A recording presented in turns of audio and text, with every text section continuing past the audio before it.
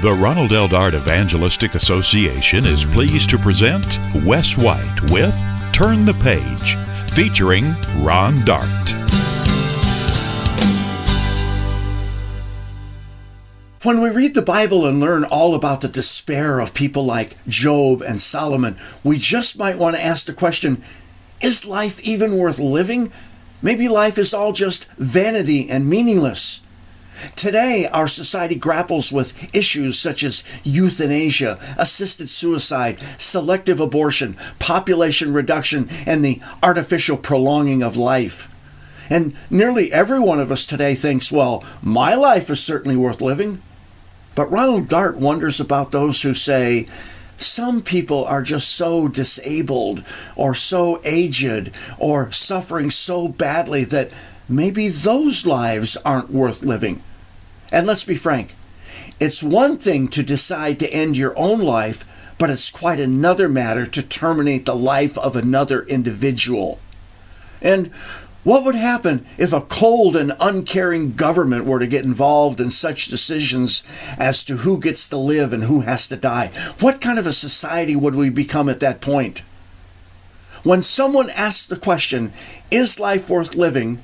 The inquiry assumes that life just may have no purpose.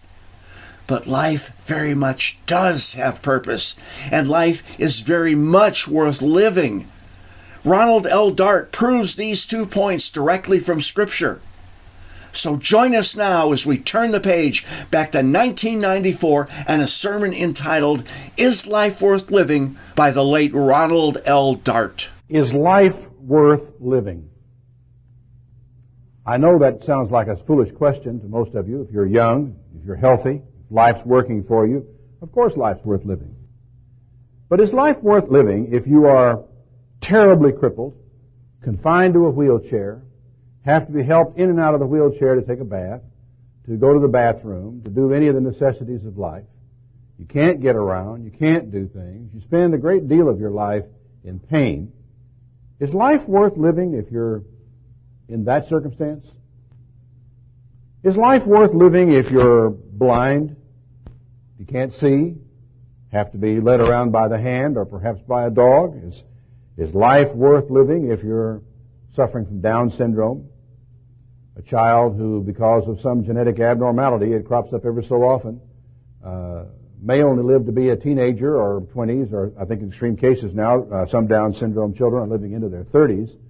But they have a very hard life in many ways. Is life worth living for people who are in that circumstance? It's a question that has been asked again and again, but where do you draw the line on questions like that? Is life worth living if you're black? Is life worth living if you're a refugee from a war, as in Rwanda, and you see those poor people? Would perhaps have been better if they had never been born than to have to suffer the death from cholera, to sit there with your eyes seeing rows and ricks of people, as it were, stacked up and thrown into trucks and carried off into mass burials. Is life worth living for those people? Is life worth living if you're terribly deformed and or ugly? Is life worth living if you're old and feeble and your taste buds are gone and you can't hear very well anymore and you can't see to find your way to the refrigerator? Is life worth living? Is life worth living if you're alone and lonely? If you spend your days and your nights completely by yourself, without friends, without companionship? Is life worth living if you're in pain from morning until night and have to take drugs in order to try to somehow control them? Is life worth living if you're in the process of dying? Why is it necessary to live it all the way out to the end? Or would it be better perhaps to somehow cut it short? Is life worth living if you're poor? Or let me put the question to you another way. Is life worth living if you're rich? Is life really worth living? Job, was a man who was sick and in a lot of trouble at a certain point in his life. God had taken away his family. He'd lost children. He'd lost his house. He'd lost his herds, his flocks, his wealth. Everything had been stripped away from Job. And then after all, if that were not enough, he was stricken with boils to where he couldn't even find one spot on his body that he could put against something else without pain. And so he sat down in the ashes and scraped his boils and and pondered his fate, how it was that he had come to be where he was. When we read through Job, some of the things that were concluded are kind of sobering to think about. In Job, the 5th chapter, he says, "Call now if there is any that will answer you, and to which of the saints will you turn? For wrath kills the foolish man, and envy slays the silly one. I have seen the foolish taking root, and suddenly I cursed his habitation. His children are far from safety. They are crushed in the gate. There's no one to deliver them. Whose harvest the hungry eats up, and takes it out even of the thorns, and the robber swallows up their substance. Although affliction comes not out of the dust." He says, "I do understand that affliction doesn't come out of nowhere. Neither does trouble spring out of the ground. Yet man is born unto trouble as the sparks fly up." There's a campfire burning here with wood and all over it. Toss another stick of wood into the fire and watch the sparks from it. Which direction do they go? They go up, naturally. Man, he said, is born to trouble as naturally as the sparks that fly upward. Later, he says, in chapter 14, "Man that is born of a woman is few of days and full of trouble." And there are times in your life when I guess you get low, you become despondent, you become discouraged, and you sit down and read something like Job and say, "Yeah, man, that is for sure." And certainly when you find yourself where he was, he looked at his life and he just said, "Man that is born of a woman is a few of days and full of trouble. He comes forth like a flower and is cut down. He flees like a shadow and he doesn't continue." And do you open your eyes on such a one and bring me to judgment with you? Who can bring a clean thing out of an unclean? No one. Seeing his days are determined, the number of his months are with you. You have appointed his bounds that he cannot pass. Job was low. He was sick. His life was nothing but trouble from one end to the other. And it was just to him at that point in time a marginal question as to whether life was worth living at all. I asked that curious question a moment ago. Well, maybe, or is life worth living if you're rich? Turn back to Ecclesiastes, this profound book where a man who was as wealthy as a man could ever be, a man who possessed all that there was that a man would really care to possess, found himself with this question: is life worth living? In chapter 2 of Ecclesiastes, beginning in verse 12, "And I turned myself to behold wisdom and madness and folly. For what can the man do that comes after the king?" Well, I can do whatever there is to be done. You come along after me, what are you going to do? You can do that which has been done. That's already done. I've done it. "Then I saw that wisdom excels folly as far as light excels darkness." I do know that. Wisdom is better than folly. "The wise man's eyes are in his head, but the fool walks in darkness. And I myself perceived that one event happens to them all." I will agree with you that wisdom is better than folly. It's as much better as day. It's like day and night, the difference. And yet when I say all that, I come back around to say, but one event happens to them all. "Then I said in my heart, as it happens to the fool, so it has happened to me. Why then was I more wise? And I said in my heart, this also is vanity. For there is no remembrance of the wise more than the fool forever." You can remember fools from history just about as well as you can remember some wise men from history. It all depends on the degree of the wisdom and the degree of the folly. "Seeing that which now is in the days to come shall all be forgotten. How does the wise man die? Exactly like the fool. Therefore, I hated life." Now, to me, at my stage of life and my circumstances, that phrase doesn't mean much. I cannot identify with it. I do not hate life. I love life. Life is a joy. Life is a pleasure.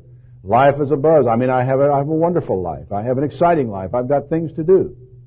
But I'm a fool if I don't stop and listen to a man who had everything there was to have and yet still came to the place to where he says, "Therefore, I hated life." Is life worth living? He called it into question from a position of great wealth. "Because the work that is wrought under the sun is grievous to me. It's all useless. It's all a striving after wind. Yea, I hated all my labor that I had taken under the sun, because I should leave it unto the man that should come after me. I work, I sweat, I design, I create, I make gardens, I build buildings, I lay out. I'm an architect, I'm a designer. I have the power to actually carry out my designs and put them all into effect. And I put them all out here, and I look at it, and I realize it's all going back to the dust. It's all going back to the dirt.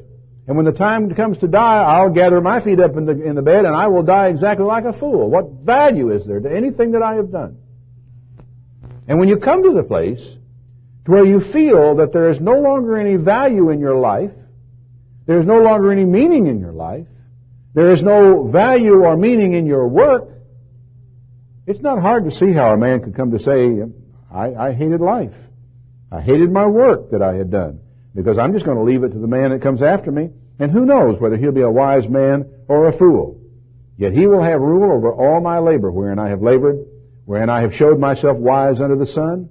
This also is useless. Therefore I went about to cause my heart to despair of all the labor that I took under the sun.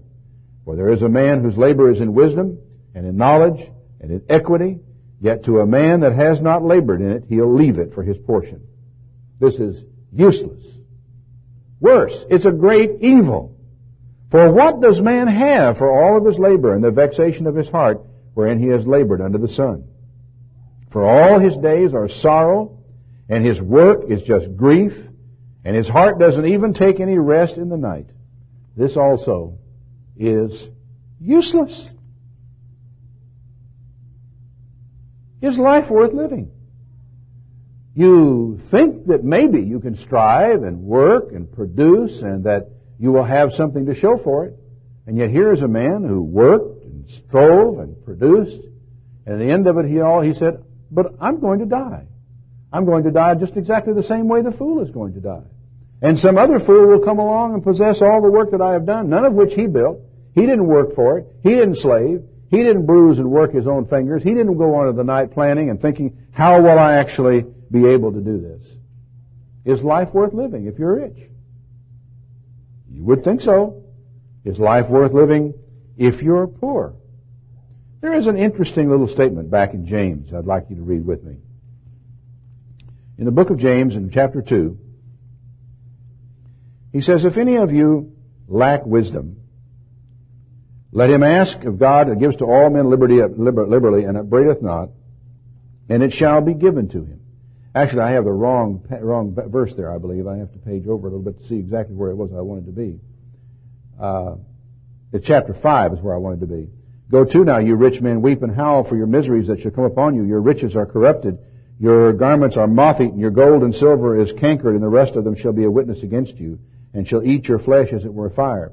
Actually, he, in other places in this passage of Scripture, talks about how that if a well-dressed man comes into your chapter 2 is the one I'm really after.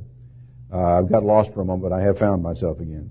He says, have not the faith of our Lord Jesus Christ, the Lord of glory, with respect to persons. If there come into your assembly a man with a gold ring and goodly apparel, and there come in a poor man in vile raiment, and you have respect to him that wears the gay clothing, and you say to him, sit here in a good place, and you say to the poor, stand there by my footstool, are you not partial in yourselves and have become judges of evil thoughts? Listen, my beloved brethren, has not God chosen the poor of this world, rich in faith, and heirs of the kingdom which he has promised to them that love him? But you have despised the poor. Now, I ask this question, is life worth living if you are poor, to come to this very passage where it says, has not God chosen the poor of the world, rich in faith? Is life worth living if you're poor, if you're sick, if you're rich, if you're handicapped, if you're blind, if you're a diabetic, whatever the particular burden that you've got to bear in this world, is life worth living? Now, I'm asking this question not so much from the point of view of the person who is afflicted, not from the point of view of the poor person, not from the point of view of the blind person, not from the point of view of the crippled or the handicapped. For if you go to them and ask them, is life worth living, they will tell you very quickly, oh yes, life is worth living. Very much it's worth living. You just don't know the life that I have. No, I'm not asking from their point of view. I'm asking from the point of view of those who would take their life away. There's a change that has taken place in the last several years in our society, in our view, in our tolerance of various points of view that people advance in argumentation in the courts and what have you, about people's A, right to die, and B, the right to assist people in dying. There are civilized, democratic nations right now where it is legal for physicians to not merely assist a person to commit suicide, but to actually implement the death of a person who has asked to be put to death. They now will, and I believe in Holland, and I think also in one place in Scandinavia, that if you sign the necessary documents, if you agree to them, if you come to a certain place, the doctor will actually put you down, just like an old dog or a horse that has broken his leg. They will actually take away the life, because after all, when it comes to a certain point, life is no longer worth living. It's a question of euthanasia. It's a question that's been raised about even in issues like the healthcare issue, to where the question is raised about, shall we spend all this money on healthcare this way, or shall we spend the money on healthcare another way? Dr. Joycelyn Elders wants us to spend more money on AIDS research. And when somebody asked her where it should come from, she said, well, we got all these old people out here. And I forget her exact words, but the implication is we're spending all this money stretching out the worthless, my word, life of all these very elderly and infirm people, and we're not giving them anything of a life that is really, my words, worth living. Therefore, let's divert the money from that, and let's give the money for AIDS research to preserve the lives or prolong the lives of some younger people. These are the kind of questions that are now being asked in our society today. If you were able to know of a child that is in the womb that it is going to be born blind, would you consider aborting the child? If you knew that the child was going to be born with Down syndrome, would you consider aborting the child? If you knew it was going to have clubfoot, with all of the medical expenses, difficulties, and struggle that might entail, would you abort the child? If the child is going to have a cleft palate and hare lip, with the surgery and the repair and the work that has to be done on that, would you abort the child? Now, you do understand, don't you, that there are thousands, I suppose, of people out in our society today whose answer would be in the affirmative. Yeah, I would. Because the quality of life would be so poor. And maybe it would be better for this child, this person, if they did not live. Now, when you begin to think of some of the questions, the ethical consequences that are going to come to us as a result of medical advances, we're going to be able to make decisions about life and death on people for the flimsiest of reasons. Of course, those decisions will be made right now on very flimsy reasons with abortion. That is, I don't want the child. The child will be an inconvenience. The child will make me uncomfortable. I don't want to raise a child. I've already got 2. I don't want 3. Whatever reason it may be. But suppose we come to the place to where we can tell very early on that this child is going to have Down syndrome. Supposing we know the child is going to be born blind. Supposing we know the child is going to be afflicted with sickle cell anemia. Supposing we know, take your pick. Supposing we know the child is going to be ugly. Suppose we know the child is going to be obstreperous.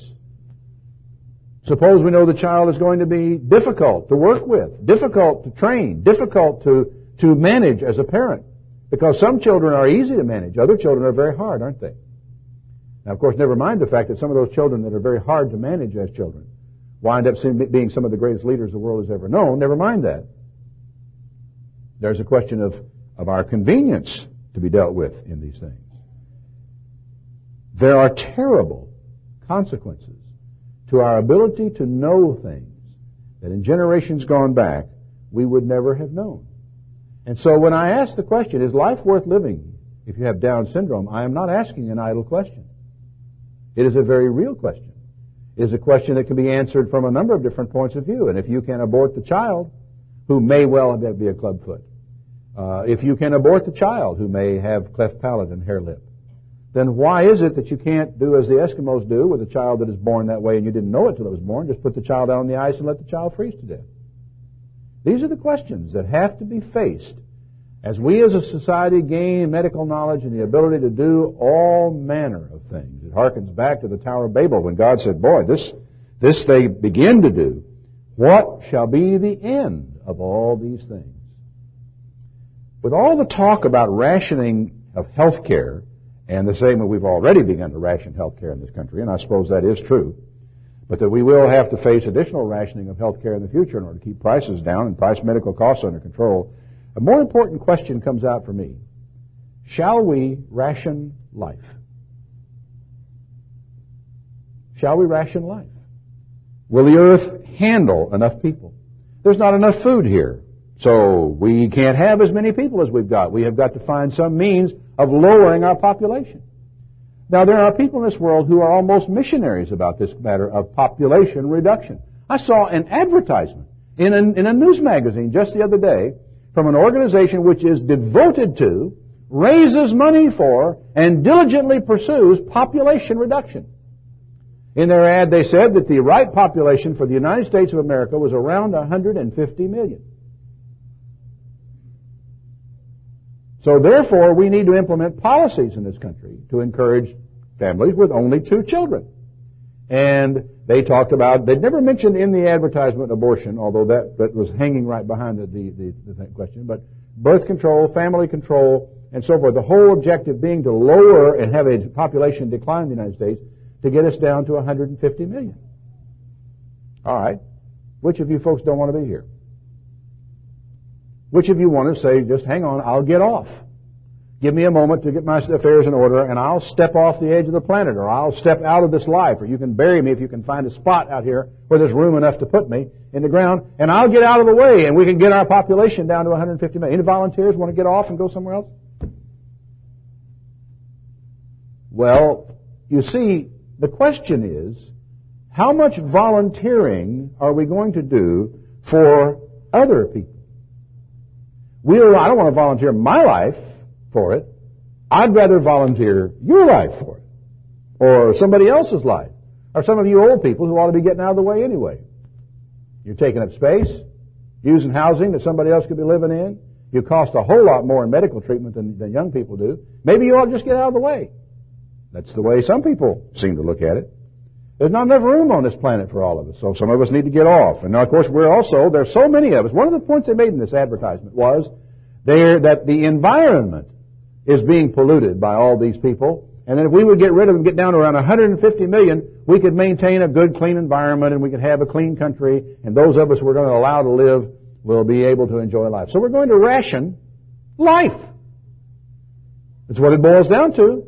Because how, pray tell me, are we going to get from where we are to where somebody who wants the population to be 150 million, how are we going to get from where we are to where they want us to be without some form of, what shall we say, coercion, force, pressure, intimidation? Because normally, people want children, they want families, and they want or they want love. And the more children you have, the more love there is to give and the more there is to receive. And these are all a part of the human dynamic of the things we want, the things we need. Who's going to tell us we can't have that? That we must stop that? Of course, the problem with polluting the environment is the earth goddess must be served. She is the important thing. People are not. The earth. Now that's important, and we have to be very careful about that. It's incredible to me that you can actually get fined, you can go to jail for destroying an eagle's egg. And yet human life? There are people, frankly, now who put human life well below that of the environment, the earth, the whales, or whatever else it is you might want to talk about. Negative population is a goal. So let's kill off the old, and if necessary, we can kill off the very young and get our population down. Ethical questions come along then like, shall we allow someone to die when we actually could prolong their life? It's a question that is being faced every day and every hour in every hospital in the country. Here is a person who is going to die. We have the power to prolong this person's life. We can use electric shock paddles if their heart stops. We can put them on a breathing apparatus. We can keep the body going indefinitely. We can just, as long as there is any activity in the brain, we can get a brain wave of any kind. And in fact, I suppose we could preserve the body itself even longer than that if we choose to do so. And the question involved is that life. Should we allow someone to die when we can actually prolong life, or should we let them go? But then other people take a question further is, should we actually end that life? Shall we starve the person to death? Shall we shut off even the fundamental things of comfort and so forth and try to hasten a person's exit from this life? These are hard, hard questions. There are two movements in our world that are in mortal combat, and it has become quite literally mortal combat. With the assassination, as it were, of an abortion doctor in Florida just recently and another one before that. The two movements are pro-choice and pro-life. I suppose I could be pro-choice if I could just understand for sure who it is that is making the choice. Who is going to decide who lives and who dies? That is the troubling thing. A man who is suffering from terminal cancer and is facing the pain of his treatment and discomfort, who actually takes his own life instead of facing that, deserves our pity, and he may even get our understanding and our sympathy because he has made a choice to end his own life. It is sad. It is not a choice I would ever want to make, but then it's not a choice I would ever want to have to face either. A man suffering from cancer who takes his own life deserves our pity. It is his choice. But the woman who kills her own child, either in a hospital, in an abortion clinic, or in a back alley somewhere, or however she chooses to do it, is making a choice for someone else. How can we decide that the life ahead for a fetus is not worth living? How can we make that choice? How can we know that? And indeed, how often is that even the choice that is under consideration? Do you realize that from the day of conception on, that as soon as that egg is actually fertilizes and manages to attach itself to the wall of the uterus, the information contained in there, all the information about who that person is and is going to be, is in that tiny life at that time? Every detail, the color of your eyes, the color and texture of your hair, the kind of skin you're going to have, the general height you're going to grow to apart from nutrition considerations, all these things are there. They say that the amount of information in that little old, almost tiny 2 or 3 cell creature here, the amount of information about what you are going to be at that moment in time would cover a wall with books like an encyclopedia. That much is known about you from that time forward. Very shortly, as a result of the information contained in there, you even begin to develop fingerprints. We've all come to understand that fingerprint is one thing, that one of the most easily observable things that distinguishes us from every human being on the face of this planet. It is absolutely unique to us. There is no one like that anywhere in the world, and apparently never ever will be again. It is one of the key, unique things about us that is known. And then we keep running across these scriptures that says, when you were in the womb, I knew you. I chose you from before the mother's womb. David even talks about being known of God from his conception. You have a known, knowable human life. How can we decide that that life is not worth living? That it shouldn't have the chance to be whatever it's going to be? And who's going to make that decision? The government? Now, I want to clarify something for everyone about my own choice of words and my own philosophy. When I say the government, I do not mean any person, any one person, or any clutch of persons. I do not mean any one political party.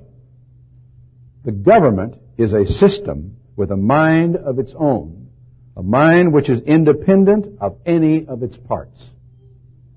It is too big, it is too all-encompassing for any one man to be able to even influence it very much less control it or direct it. We can beat up on President Clinton to our heart's content, and the man may deserve it for all I know. But the point is, there is not a great deal that any one man can do about this government of ours. It has a mind of its own. If you have in your 40-year-old body a diseased heart, it's sick, whatever has happened, whatever you have done to it in your life gone past, or it may even be a congenital problem, it is so diseased now that medication isn't going to help, exercise isn't going to help, diet isn't going to help. You're going to die within a very few years unless we can transplant a new heart into your body. And so we take you down to Houston, Dr. Cooley or Dr. DeBakey, both we get on the surgery for you. We find a nice young beating heart, 18-year-old boy killed in a motorcycle crash, healthy, active, alert. I mean, you will actually have a better heart probably than you had when you were 18. The doctors cut you open. They take out your old diseased heart and toss it in the trash can and stitch this brand new young beating heart in there, and they close you up. And the first thing your body does is try to destroy that heart. The best thing that could have happened to you, the most wonderful thing that could have been done, the body will immediately try to destroy it. And it's a whole science now. The controlling of the immune system of the body to keep it from rejecting transplants without making you so vulnerable that you die from a common cold. It's a big job and it's a big work that's going on. But you know, our world is like that. The government of this country is like a body. That you could do something, you could change something, you could put the most healthy, the best reform, the most right thing in the world for it to do, and you put it up there and try to get it through, and the whole body would do everything it possibly could do to kill it. It's why Isaiah said that the whole head is sick and the body is sore, and from the head to the foot is full of wounds and bruises and putrefying sores, because the whole thing is really out of control. It's like a giant computer that programs itself. But if it were a computer, we could go out and pull the plug on it. The government wants there to be choices. The government is very pro-choice, but the government wants to make those choices for you. You are the child, government is the father, and doesn't everyone know that Father knows best? And so if government decides that your life is not worth living, if government decides that the quality of your life has diminished to such a level that it's no longer worth trying to preserve your life, the government may at some time decide to end your life. We are not in this country that sick yet. There are other democracies that are that sick and have gone that far. And I see no reason to doubt that the direction in this country being what it is, that euthanasia is on the way. Because the underlying philosophy, the underlying assumptions about life, the underlying assumptions about the quality of that life, about how many people our land will support, all these underlying assumptions are rational, they are intelligent, they are informed, they make all the sense in the world. If someone else can make the decision that your life is not worth living. Life is a series of choices. But who, pray tell, is to make those choices? God made us free, and God told us to choose. See, I set before you this day life and death, blessing and cursing. Therefore, choose life, that both you and your seed should live. Why are we so ready to abdicate that right to someone else? Well, I'm not. I'm not ready to abdicate that right to someone else. Well, but we are willing to stand aside and allow it to happen somewhere else. We're allowed to let Mr. A make the decision that Mr. B's life isn't worth living. Why are we so willing to give up that right to life that God has granted to all of us and so it's so precious? You know, God said, Deuteronomy 32 and verse 39, "See now that even I am He, and there is no God with me. I kill, I make alive, I wound, I heal. Neither is there any that can deliver out of my hand." What a powerful statement. I'm God. You're not. I wound and I heal. I kill. I make alive because I am God. You can kill, but you can't do something that I can do. You cannot give life. God who gives life thereby has the right to take it. Those of us who haven't given it have no such life. Life is so rare. Life is so precious. You know, from a scientific point of view, there is a probability bordering on certainty that life on this planet is all the life there is anywhere. In all that vast universe, in all those galaxies, no matter how far and wide you go, the odds are that there is no life anywhere. Star Trek is fun, you know, but the universe is not like that. They were wandering around all over the universe, running into life, new life, intelligent life, new life forms. Every time they turn around, every program, every week, once a week, they run into some new life form, somewhere else, and some new problem. They work with it. The universe is not like that. It would take you 18 billion years traveling at the speed of light to get to some of the far furthermost galaxies from us, and when you got there, the chances of your finding life are virtually non-existent. Actually, the certainty of life elsewhere is far better from a religious point of view than it is from a scientific point of view. For he who created life here could create life anywhere he chooses. To even ask the question, is life worth living, is to assume that there is no purpose to life. Think about it. Is life worth living? Well, the question just assumes there is no purpose. For if there's a purpose, then of course life is worth living. To give up on life is to suggest that the struggle is pointless. My life is no longer worth living, I'll give it up. Or better yet, your life is no longer worth living, I'll give it up. This life, it's not an important life. It's a miserable life. It's an unfortunate life. Why don't we just snuff it out? Blow out his candle. Why even bother giving this life a chance? But who are we? We can't give life. We shouldn't be taking life when we can't give it back as God can give it. We're making decisions actually to go out there and play God. I want you to turn back with me to the 30th Psalm. Much of what I have said today has been kind of hopeless. Some of the scriptures I've read to you were from people who were kind of hopeless. But I want you to see in this 30th Psalm a different point of view. David says, I will extol thee, O Lord, for you have lifted me up, and have not made my foes to rejoice over me. O Lord my God, I cried to you, and you healed me. O Lord, you have brought my soul up from the grave. You have kept me alive, that I should not go down into the pit. Now, why was his life worth living? Why did God consider, looking upon David, that his life was worth living? For I have to assume that he did, since he healed him and brought his life back from the pit, right? God thought his life was worth something. Sing to the Lord, O ye saints of his, and give thanks at the remembrance of his holiness.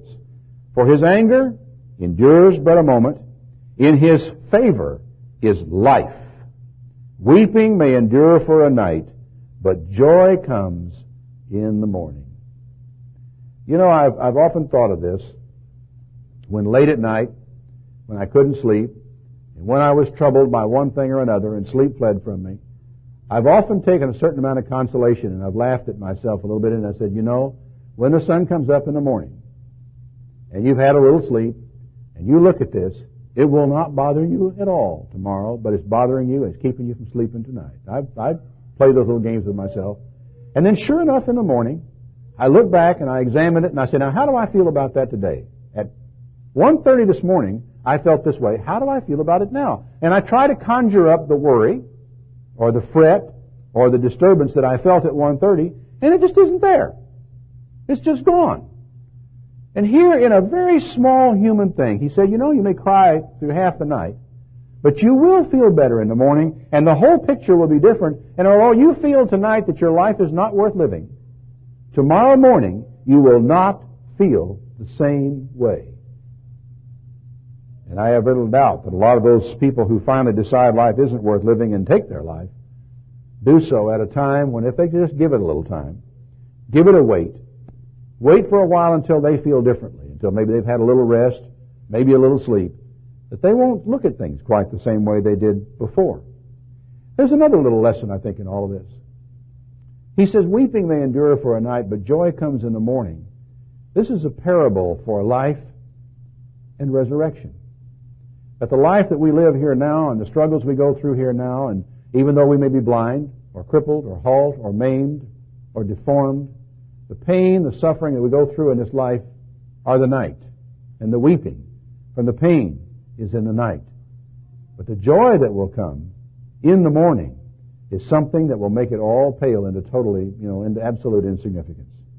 He said in verse 6, in my prosperity, I said, I shall never be moved. Lord, by your favor you have made my mountain to stand strong.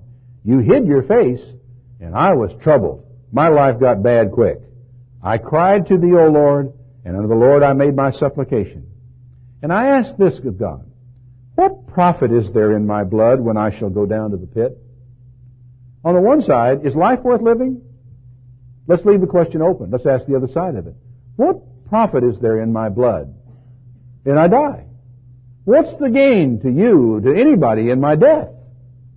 Shall the dust praise you? Shall it declare your truth? Do you understand what he's saying?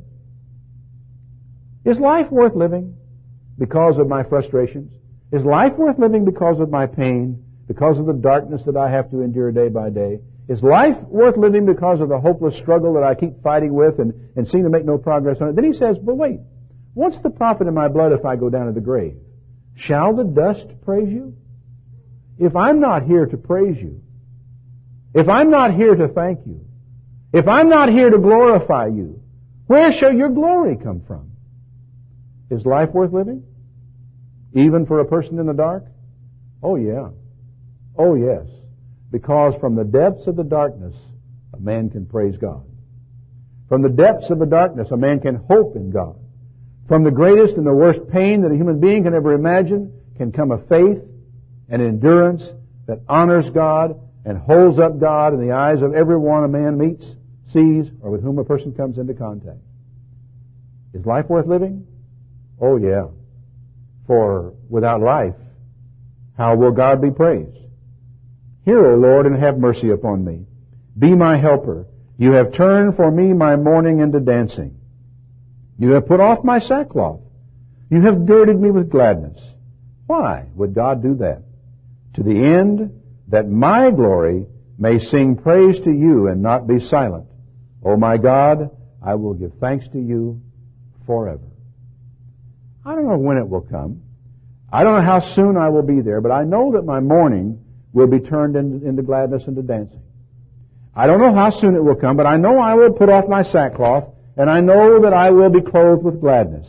And all this will happen to the end that my glory, the fact that I have this old corrupt human body with a life that wasn't worth living, struggled on through life anyway, went down to the grave, came up glorified, and that my glory will sing praises to you and not be silent. Is life worth living? When it comes my time to die, I trust that I will not go gently into that dark night. Not because I'm not going to fight to the end with my life because this life is all I have. I'm going to fight to the end precisely because it is not all that I have. Is life worth living? Turn the Page is a production of the Ronald L. Dart Evangelistic Association. To contact us or for more information, please visit our website, RLDEA.com.